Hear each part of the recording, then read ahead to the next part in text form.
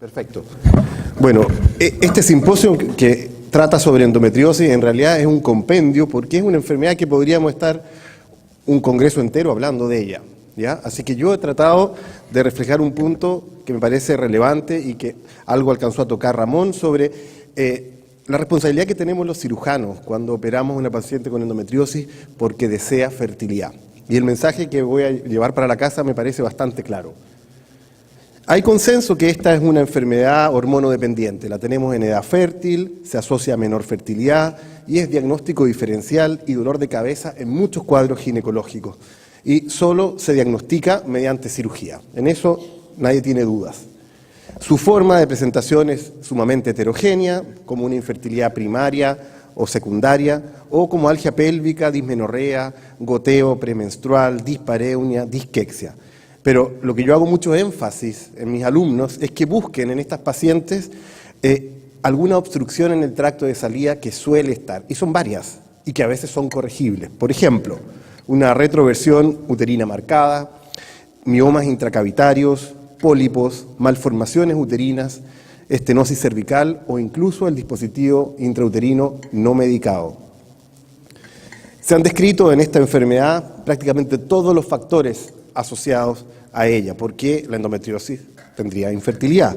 Desde alteraciones anatómicas, que es muy fácil de comprender, un ambiente inflamatorio donde hay una citotoxicidad que no favorece ni al ovocito ni mucho menos al embrión, alteraciones inmunológicas, como bien nos explicó Carlos, alteraciones del transporte ovular, de la implantación y la iatrogenia, y ahí es donde nosotros como médicos pasamos a tener un grado de responsabilidad. ¿Por qué? Porque nuestra cirugía, aunque creamos que estamos en las óptimas manos, puede generar adherencias o una disminución en la reserva ovárica. El cirujano o el ginecólogo debe estar en conocimiento de los distintos tipos de lesiones endometriósicas, porque generalmente uno le dice endometriosis en la calle y piensa en los puntitos negros en el peritoneo, pero eso es solo una variante de la enfermedad, la más tardía quizás, previa a la etapa cicatricial. Pero estas enfermedades de puntos rojos son las más inflamatorias, las que tienen más citotoxicidad y las que se asocian a mayores problemas reproductivos. Vean ustedes en este cuadro, que yo lo he mostrado en varias presentaciones, cómo en los estadios iniciales de la endometriosis, estadio número 1, es donde tenemos los niveles más altos de linfocitos y de células inflamatorias en el peritoneo de mujeres. Y a medida que avanza el estadio, llegamos a los estadios tardíos, que por cierto son muy lamentables porque esa mujer a lo mejor si quiere ser madre debe recurrir solo a fertilización in vitro, su peritoneo ya no es tan inflamatorio como los estadios iniciales, que son las mujeres más jóvenes, entre los 20 y los 30 años. ¿Qué marcador tumoral, en este caso marcador de enfermedad endometriósica tenemos? El CA125, bastante viejo, es el único que tendría alguna utilidad dudosa, pero que es inespecífico porque se eleva con cualquier cuadro de irritación peritoneal. Puede emplearse para seguimiento cuando operamos a una mujer y sabíamos que su CA125 era elevado. Después de un mes postoperatorio lo volvemos a controlar y está bajo, y al año la paciente quiere saber cómo estoy de la enfermedad. Podría ser utilizado si el marcador sigue bajo, pensaríamos que la enfermedad está de alguna forma apagada. Los mayores niveles se alcanzan en las endometriosis severas y podría servir de pesquisa precoz, es la pregunta que yo les hago, y les muestro un trabajo, mientras yo era jefe del grupo de fertilidad de la Católica, hicimos 118 mujeres que tenían una infertilidad inexplicada y que habían ido a 3 intentos de reproducción asistida de baja complejidad, es decir, inseminación intrauterina, y no habían logrado un embarazo. Y al momento de ingresar a la laparoscopía diagnóstica, porque queríamos descartar si había adherencias o endometriosis, le tomábamos un CA125 a estas mujeres, y estos fueron los hallazgos. Vean ustedes que solo el grupo de la endometriosis severa, que eran 34 de las 118, tenían un marcador francamente elevado. Si solamente nos fiáramos del marcador, se nos pasarían estas pacientes con endometriosis moderada, mínima y leve, que también tienen la enfermedad y que las habríamos catalogado como normales. ¿Qué quiero decir también con esto? Que la prevalencia de endometriosis en este grupo tan específico de mujeres que ya han pasado por el tamizaje de 3 ciclos de estimulación e incluso de inseminación y no han logrado un embarazo, es muy alta. O sea, me atrevería a decir, en este caso, menos de la mitad fueron sanas, 49 de 118. Casi 60% de endometriosis. Esta es otra revisión que publicamos del 2011, de nuevo con el mismo tipo de pacientes, 3 ciclos. Ahora ampliamos el abanico y dijimos no solamente inseminación intrauterina, sino que 3 ciclos de coito programados con inducción de ovulación, que no han logrado un embarazo y que tienen una histerosalpingografía normal. Miren, 82.7% de ellas tiene algo corregible. La mayoría, endometriosis, 2/3 de las pacientes. Adherencias en otro 40% y obstrucciones tubarias que no fueron reflejadas en la histerosalpingografía en un 5%. O sea, se justifica ir a una laparoscopía diagnóstica, sobre todo si no tengo acceso tan fácil a la fertilización in vitro, porque podría ser el otro camino. Cumplimos 3 ciclos, no se embarazó, vaya directo a una fertilización in vitro. Y existe un acuerdo de que la cirugía en la endometriosis es lejos el tratamiento más eficaz desde el punto de vista de erradicar la enfermedad, permite confirmar el diagnóstico, ¿no es cierto?, puede enviar a biopsia, permite emitir un pronóstico de fertilidad y poder decir, usted siga para adelante nomás porque se va a embarazar a corto plazo, porque anatómicamente está bien y tiene una pareja sexual sana. O, por el contrario, vamos rápido porque tenemos menos reserva de óvulos, hay mucha adherencia y le indico a esa paciente una fertilización in vitro. Ayuda a decir entonces a tiempo a quién derivar a una fertilización in vitro. Hoy día este es un concepto que se repite en congreso tras congreso de fertilidad, el famoso time to pregnancy, cuánto me demoro en que esta pareja logre un embarazo exitoso. Y cada día tiene más valor eso, sobre todo si recibimos pacientes más mayores. Pero la cirugía puede afectar la reserva ovárica o dejar secuelas que alteren a futuro la fertilidad. Por lo tanto, debe ser una cirugía manejada por especialistas. La primera pregunta, ¿vale la pena tratar las endometriosis iniciales, mínimas o leves? Y esta respuesta la dio el grupo canadiense, lo publicó ya hace 20 años, de Marcoux y colaboradores, donde claramente demostró en pacientes que iban a una laparoscopía diagnóstica y la encontraban endometriosis mínima o leve, se llamaba un teléfono central y les decía no le haga nada o fulgure los focos.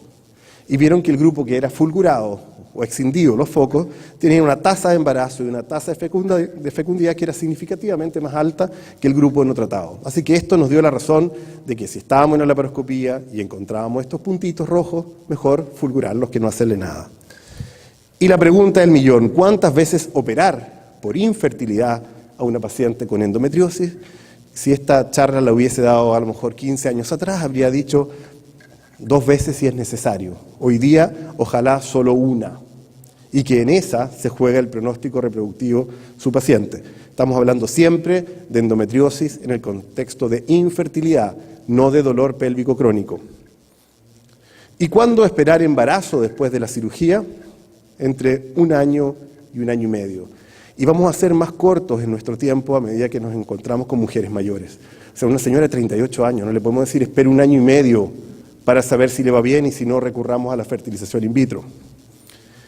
Y este es un trabajo muy bonito que publicamos ya hace unos años con Alberto Costoya, que también es chileno, colaborativo, multicéntrico, donde quisimos ver qué sucedía con pacientes que tenían endometriosis mínimas o leves y moderadas o severas, en las cuales anatómicamente considerábamos que habían quedado bien después de la cirugía y por lo tanto calificaban para un embarazo espontáneo o con ayuda, pero sin recurrir a la fertilización in vitro.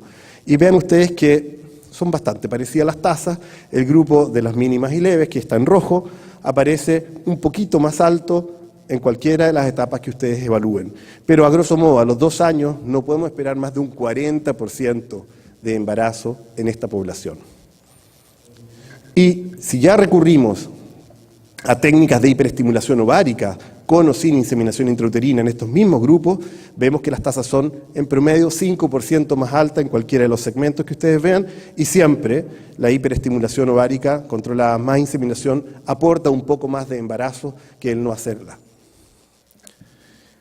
Y bien, entonces, si tenemos algún criterio en la cirugía para evaluar a la paciente cuál es su pronóstico reproductivo. Y está este concepto de David Adamson del famoso Endometriosis Fertility Index, donde se evalúa cada anexo por separado y se le asigna el menor puntaje funcional, y en base a eso uno tiene un pronóstico. Pacientes con puntaje de 6 hacia arriba tienen un buen pronóstico, de 6 hacia abajo, preferible recurrir a fertilización asistida. Las pacientes que están definitivamente entre 1 y 3 no tienen otra opción que una fertilización in vitro. Y de nuevo un trabajo hecho en la Católica, donde vimos que en realidad la correlación con el Endometriosis Fertility Index que aparece aquí arriba es muy superior. En verde están las que se embarazan cuando tienen puntaje 6 o superior, y acá en rosado las que no se embarazan con puntajes menores a 6. Y estas mismas pacientes, si uno les asigna puntaje por la American Fertility Society, que hablamos de 4 grupos, vean que no hay tan buena correlación. Es cierto que las endometriosis leves tienen un mejor pronóstico, pero aquí sucede que no puede ser que la endometriosis grado 4 le vaya mejor que a la grado 3. O sea, claramente no es tan bueno para emitir pronóstico de fertilidad. Y una buena noticia, hemos estado hablando, Carlos Lauro habló ayer sobre el valor de la antimileriana como un muy buen marcador de fertilidad en el concepto de cantidad de óvulos que podría tener reserva ovárica de una paciente. ¿Y por qué digo que esta es una buena noticia? Porque muestra que no hay un problema racial. A usted le tocó nacer negrito, asiático, caucásico o indígena como en nuestra Sudamérica y va a tener una cantidad similar de AMH, de FSH basal y de recuento de folículos antrales. O sea, aquí no hay una predisposición para que ciertas razas nazcan con una menor dotación folicular. Y quise hacer esta diapositiva sobre la terminología que a veces nos confunde. Cuando tenemos una paciente que nos consulta por fertilidad, yo quiero saber cuál es su reserva ovárica, porque me interesa saber cómo va a responder a los tratamientos de inducción de ovulación.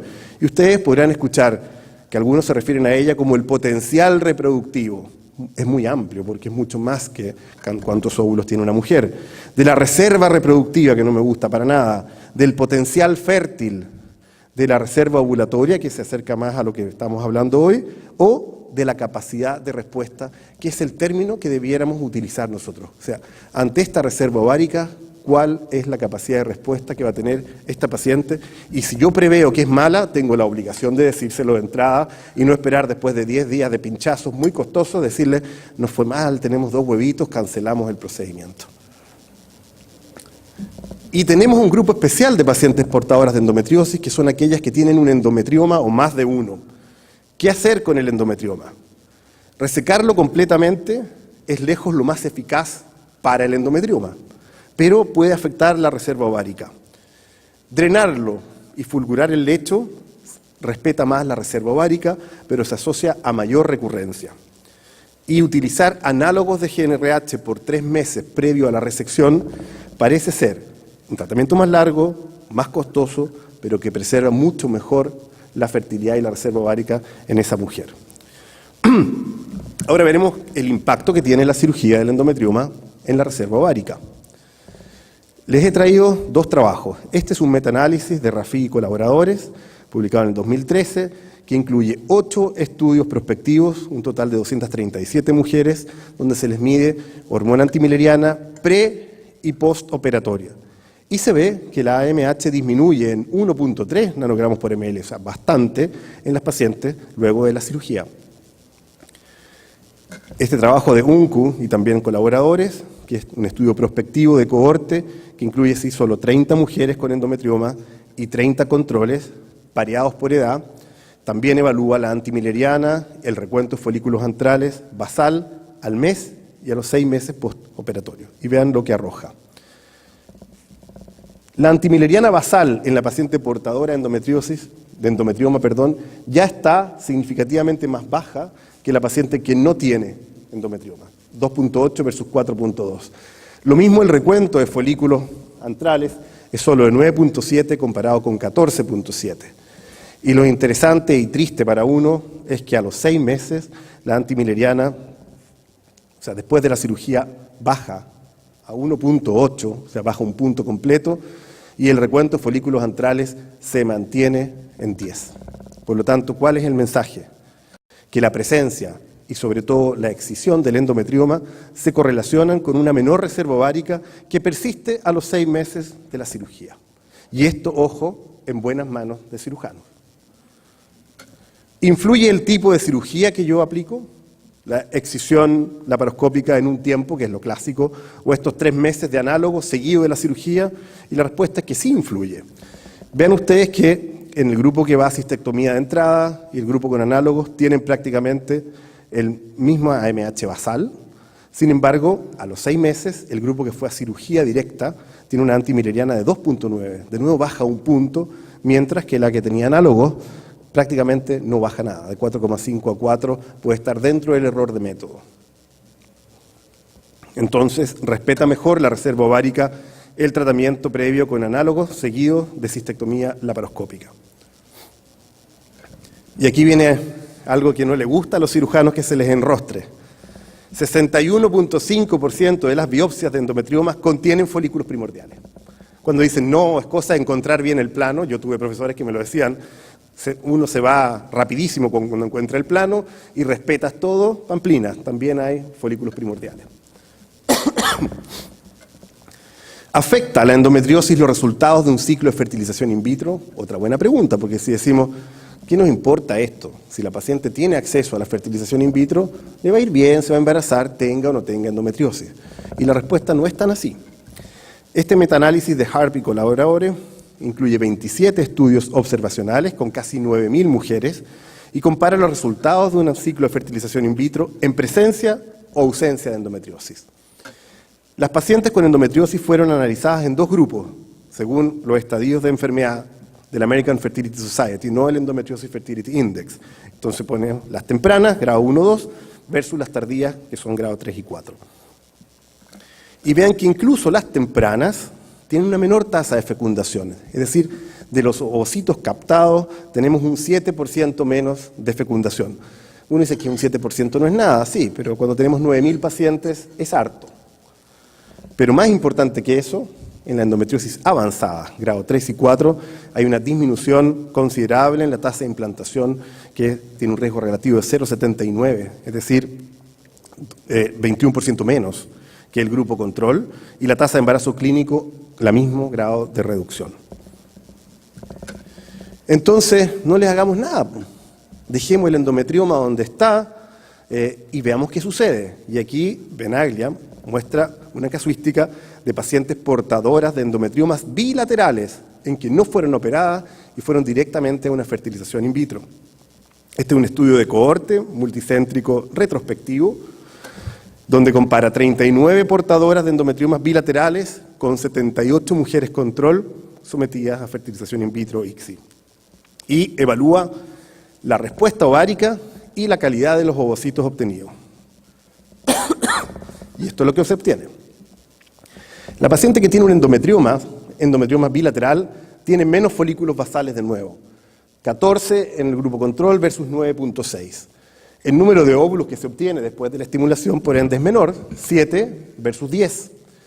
Pero el porcentaje de recuperación de ovocitos, es decir, de cuántos folículos tengo, cuántos óvulos capto, es el mismo, 77, 71%. La tasa de fertilización de esos ovocitos es la misma. La probabilidad de tener un embrión de altísima calidad es la misma, 1/3 en cada grupo. Y la tasa de implantación, que es lo que le importa a la paciente, para este grupo fue igual. Por lo tanto, el mensaje es que vamos a obtener menos óvulos porque el ovario ya en sí está dañado, pero no vamos a tener un peor resultado y probablemente si la hubiéramos operado, el resultado sería peor. Tendríamos menos óvulos todavía.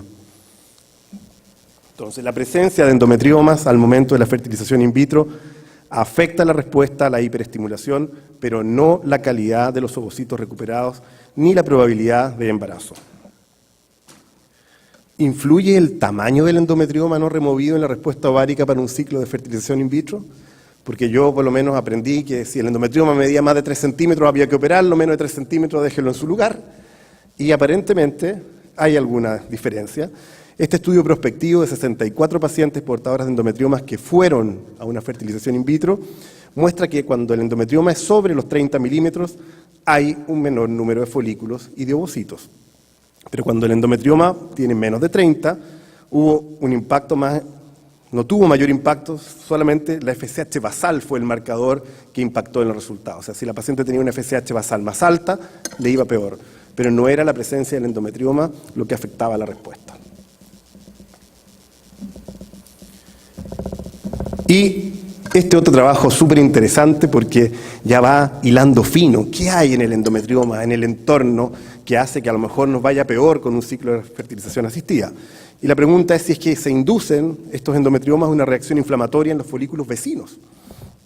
Y este trabajo noruego, me parece que es del 2013, ¿sí?, de cohorte prospectivo, muestra que en 117 mujeres sometidas a fertilización in vitro, 47 tenían un endometrioma unilateral, 17 endometriomas bilaterales y 53 controles, que tenían solo una infertilidad masculina o inexplicada. Y se midió los niveles de citoquina en los líquidos foliculares que se aspiraban del mayor folículo en cada cohorte. Y esto es lo que se analizó. Encontraron similares concentraciones de interleuquina 1 beta, interleuquina 6, 8, es decir, marcadores inflamatorios, incluso el factor de necrosis tumoral alfa. Los endometriomas rara vez inducen inflamación en los folículos vecinos y la quistectomía previo a la fertilización in vitro no sería necesaria. Como conclusiones, espero que el mensaje para llevarse a la casa es que la fertilización in vitro representa el tratamiento más eficaz para mujeres portadoras de endometriosis, no hay ninguna duda. Que las mujeres sometidas a cirugía por endometriosis, particularmente endometriomas, suelen tener una menor reserva ovárica y una menor respuesta a la hiperestimulación. Que no es imprescindible resecar el endometrioma previo a la fertilización in vitro, sobre todo en casos de recidiva. Y que en portadoras de endometriosis severa, los resultados de fertilización in vitro pareados por edad podrían verse afectados. Y con esta linda foto de Puerto Varas, me despido de ustedes, esta es mi última charla, y los invito a que se unan en el año 2020, en mayo, tenemos un congreso de ALMER, la otra sociedad a la que yo pertenezco, y donde ALEG está claramente invitado a unirse. Mayo del 2020. Muchas gracias.